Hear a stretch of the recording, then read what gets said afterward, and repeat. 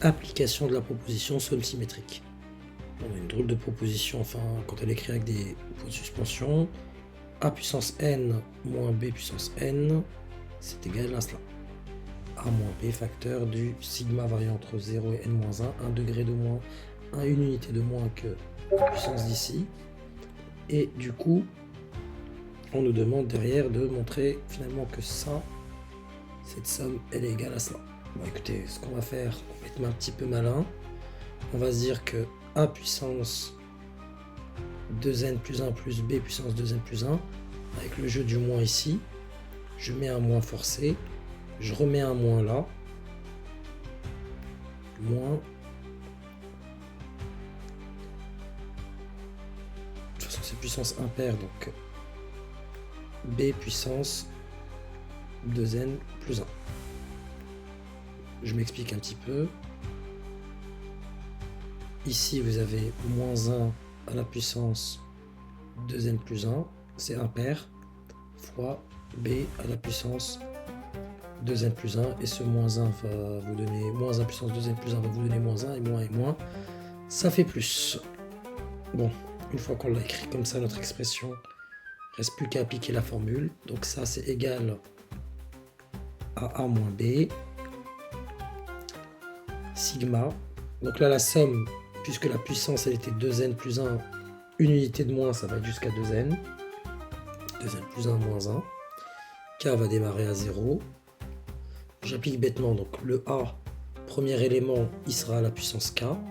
Il n'y a pas de souci. Fois B à la puissance, on le voit ici, n moins 1, donc jusqu'où je vais.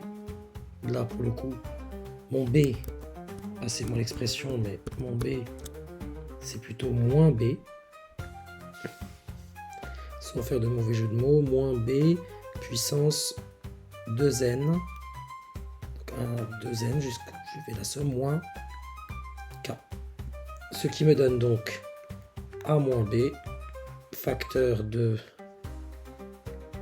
sigma pour K variant entre 0 et 2n, de A puissance K fois ici, ça fait moins 1 à la puissance 2n moins K, fois B à la puissance 2n moins K. Mais vous me direz, bah, du coup, c'est pas moins 1 puissance K qu'on a, c'est 2n moins K.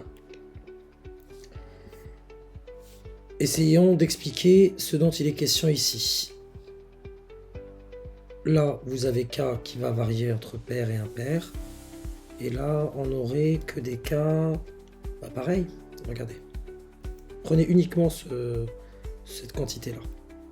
K variante pour K égale à 0, pour K égale à 1 et pour K égale à 2. On va regarder ce qui se passe. Pour K égale à 0, moins 1 puissance K, et ben ça vaut 1.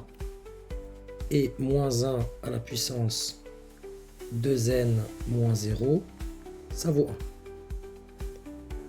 1. Donc ça va alterner de la même façon. Pour K égale à 1, moins 1 puissance 1, ça vaut moins 1.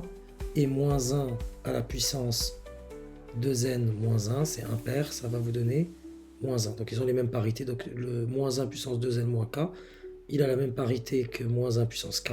Et donc je peux écrire A moins B facteur de